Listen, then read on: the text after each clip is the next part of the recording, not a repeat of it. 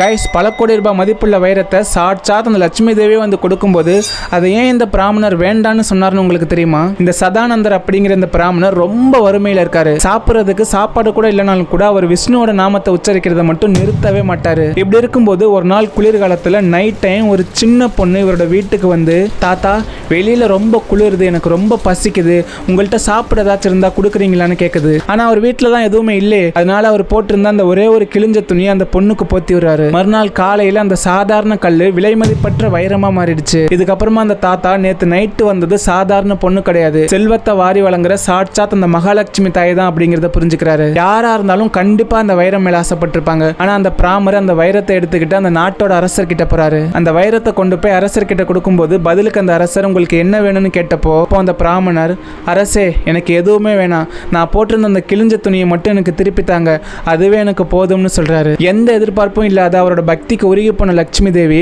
அதுக்கப்புறம் நிரந்தரமா அவரோட வீட்டிலேயே இருந்துட்டாங்க. கைஸ், இதுல இருந்து என்ன தெரியுதுன்னா, நம்ம செய்யற தானத்துல சுயநலம் இல்லைன்னா இந்த மகாலட்சுமி தேவி நம்ம கூட எப்பவுமே இருப்பாங்க. மறக்காம இந்த வீடியோ ஒரு லைக் பண்ணிட்டு ஜெய் ஸ்ரீ மகாலட்சுமி கமெண்ட்ல சொல்லிட்டு போங்க.